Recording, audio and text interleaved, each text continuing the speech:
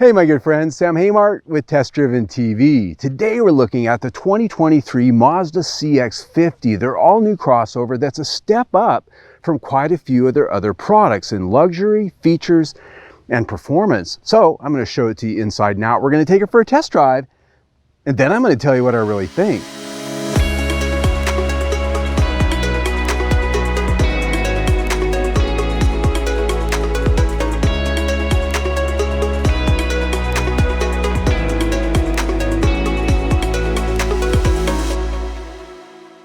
What we have here today is the 2023 Mazda CX50. This is a fully loaded top trim grade, premium plus all-wheel drive 2.5 turbo. This is essentially the most money that you can spend on this vehicle. As tested, we're at $43,000 and some change. This is a vehicle that's all new for Mazda from the ground up. It's built in an all-new plant here in the United States in Alabama, right alongside the Toyota Corolla Cross. Two vehicles not related, but they're built at the same plant. And while it's an all-new design from the ground up, you can see that it has a lot of familiar Mazda DNA. Look at the front, the grille, the sculpting, the way the headlights are set in, and it's just not a wallpapered on look. It looks very aggressive. It has sort of a ship's prow leaning forward silhouette. Headlights on this, of course, are LED. They're adaptive. They move with your steering at night. What I really want to point out here is the hourglass shape that this vehicle has. The wheels are really set out to the corners, and the fenders bulge with a lot of sculpting and shape. You can see that in this particular camera view that I've got. And the wheels on this one, 20-inch wheels. Now, you're going to notice that this vehicle is not exactly clean. During my week with it, I took it up to Mount Lemmon, which is just north of Tucson, a very high peak. And we went down the backside on the off-road trail, just sort of on a lark, and I found out that this vehicle, in spite of its very car-like format, has an amazing off-road capability. And we'll get to that here when we go out for the drive, but sorry for a little bit of dirt around the edges. Coming down the bottom, you can see that this has a generous level of plastic cladding for those off-roading experiences so you don't scratch up your paint. Standard roof rails up on the roof so you can accessorize with crossbars and other types of things for your gear. And on this one, a large panoramic sunroof. Coming down the side, I always like to point out the size. This has a 110-inch wheelbase, 183-inch length, and the height is 64 inches. That means this is larger than the Mazda CX-5, but smaller than the Mazda CX-9. It's shorter than both in height by a couple of inches, so it's a little bit more car-like and low to the ground. You can see the hourglass shape I talked about at the front really pronounced here in the rear three-quarter. Those rear fenders are really wider than the rest of the body. The wheels are pushed out to the corners, giving it a nice athletic stance. And when you look at the shoulder line with the way this window comes back into it, and the LED taillights, which stick out and give it a little bit of extra sculpting, it all comes together quite nicely. Looking down at the lower fascia, you've got dual exhaust tips, the real thing, not fakes like you're going to find on some brands out there like Volkswagen, Audi, Mercedes, and the like. Even though this is a pretty small vehicle, you have a power liftgate here, and that's openable in a number of ways. Always great when you're at the grocery store, the big box store, and you've got an armful of stuff. The cabin of the CX50 is, I think, really the most impressive place to be. And of course, being in the top trim grade with the terracotta leather and all of the stitching and accents that are going on here, it's going to be the most impressive. And with these higher trim grades comes a lot of soft stitched trim on the dash and on the door panels that really gives this an elevated sense of luxury that you're not going to find on more of the base models. And as I sit here, these seats are very comfortable. These are heated seats, fully power adjustable for both the driver and the passenger. The steering wheel is leather wrapped. Ahead of me is a 3-dial analog instrument cluster. The center dial does have a digital screen that you can customize information sets on it. The steering wheel does have some high quality switchgear on it, and the steering wheel does have paddle shifters on it for the 6-speed automatic transmission. Infotainment screen is up on the center of the dash, a horizontally laid out screen that really lends itself to the design of the dash. A very small center stack HVAC control in the middle, and then a nicely laid out console. There's a cubby up at the front, power ports, cup holders ahead of the shifter, a traditional gear lever, which I love, And then behind that, the controls for the infotainment system. And we'll get to that here in just a minute. The center console storage is a clamshell opening design. The storage area is a square, a little bit larger than a square tissue box. So there's a good deep amount of storage there. And hidden right here is actually a wireless phone charger on this trim grade. Above my head is a full-length panoramic sunroof with an openable front section as well. The rear seat of the CX50 is actually a pretty comfortable place to be. You've got a seat that has good side bolstering and a good seating height, and as you can see, my legroom is pretty good too. These seats are set for my height, about 5'8" with my tennis shoes on. I've got plenty of legroom, and even with a panoramic roof over my head, I've got about 3 inches of headroom. So there's plenty of space, and the seating position is good. You can sit 3 across here. There's a fold-down armrest in the center, and the level of amenities is actually quite nice, especially on this trim grade. Not only are there AC vents back here, but there's heated seats as well as 2 USB charging ports. Now, this seat, it does fold down in a 60-40 split to give you a nice big flat load floor. The cargo space back here is 31.4 cubic feet with the seats up and 56.3 cubic feet with the seats down. Underneath that floor is a temporary spare tire, so important when you have an SUV. And having gone on my trip on those sharp rocked roads going down Mount Lemmon, I'm glad that I had a tire back there just in case I cut something open, because what I didn't have was a cell signal. And if I had to call a tow truck or something like that to get out of there without driving on a rim all the way out, why, I would have been out of luck.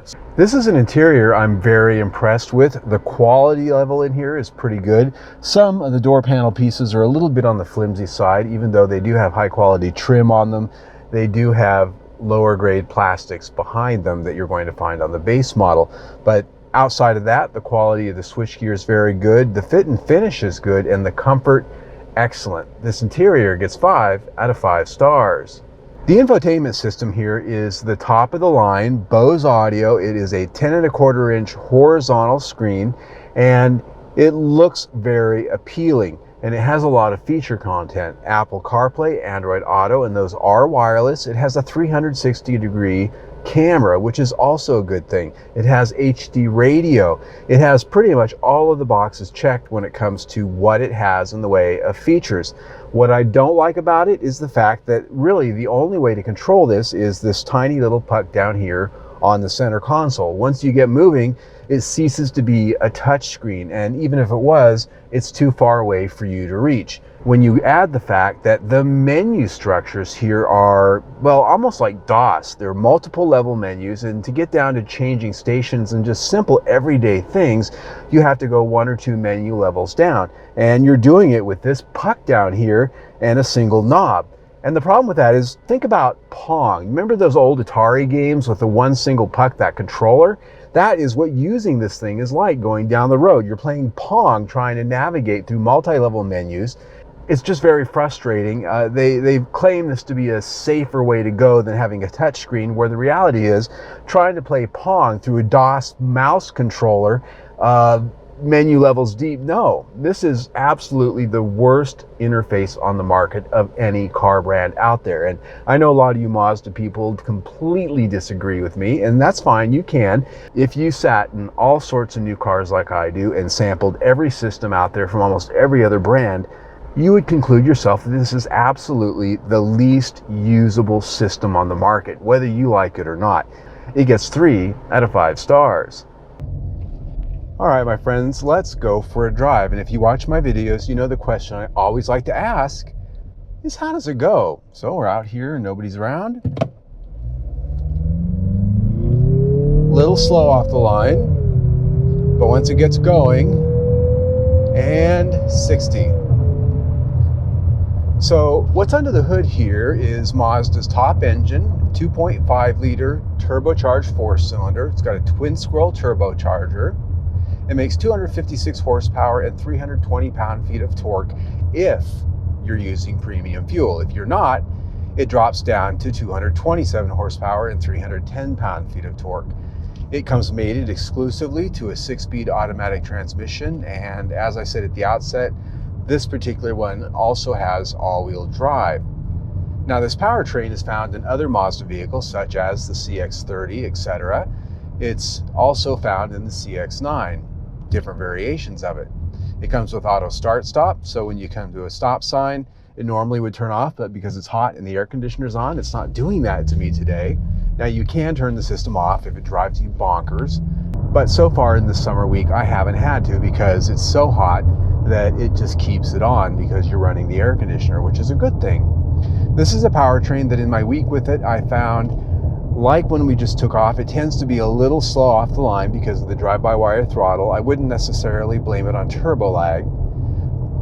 And when I took it up into the mountains, up in high elevations, I really noticed quite a marked difference in its performance.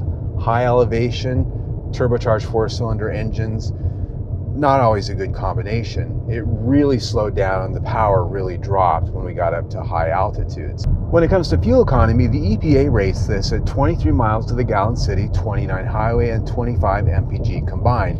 In my week with it, I got nowhere close, nowhere. I barely hit 20 miles to the gallon, and that was about 75% highway driving. Now, in some fairness, that highway driving, all my week with it, air conditioners on, it's hot, and we were up in the mountains doing a lot of going up and down hills, things like that. So I'm not going to beat it to death too much, but still, turbocharged engines with the air conditioner on tend to be quite thirsty.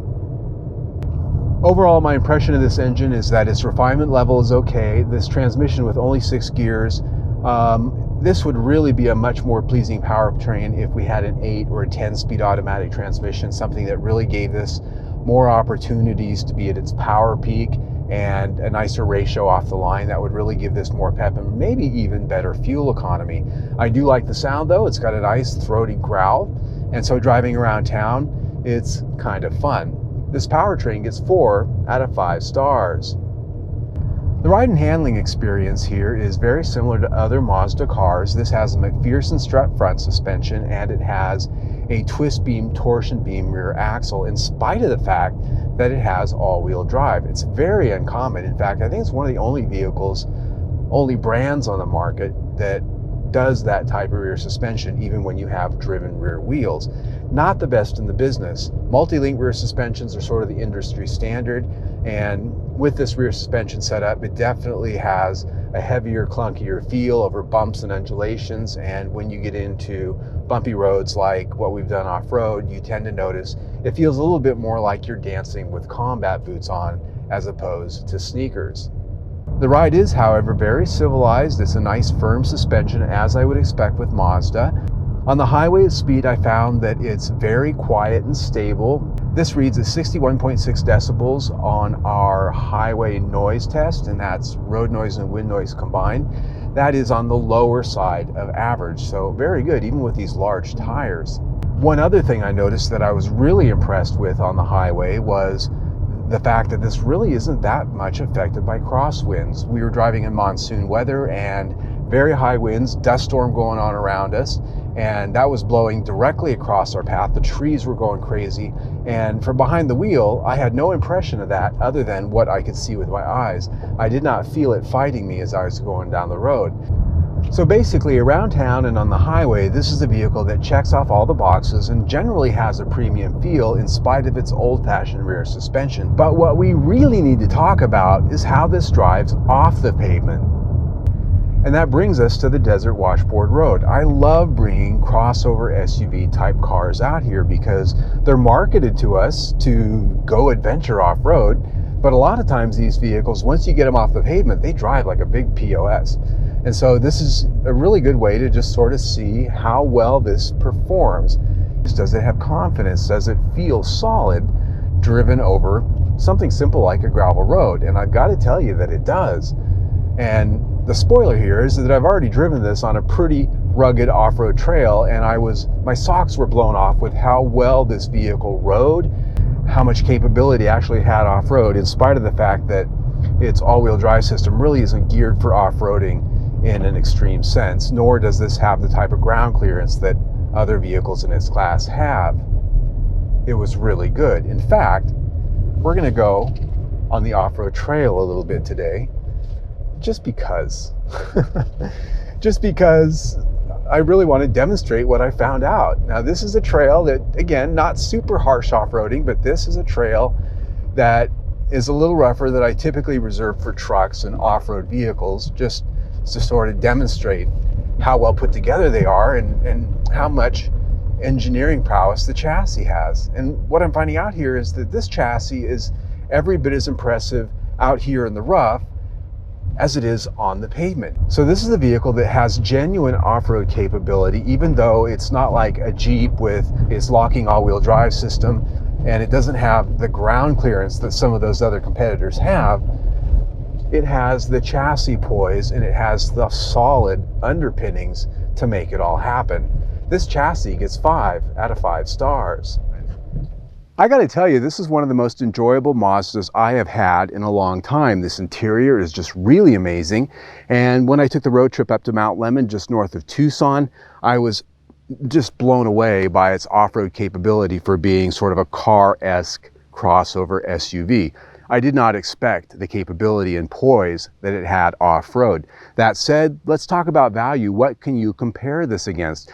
At this price, $43,000, we're getting up into a strata where you can start looking at BMW X1, Mercedes GLA, perhaps the Volvo XC40. Keep in mind, however, this is a vehicle that is meant to sell under $30,000 in base trim, which means its base core quality, the trim, all of the bits and pieces that make up its core are not quite up there with those luxury brands in their base forms.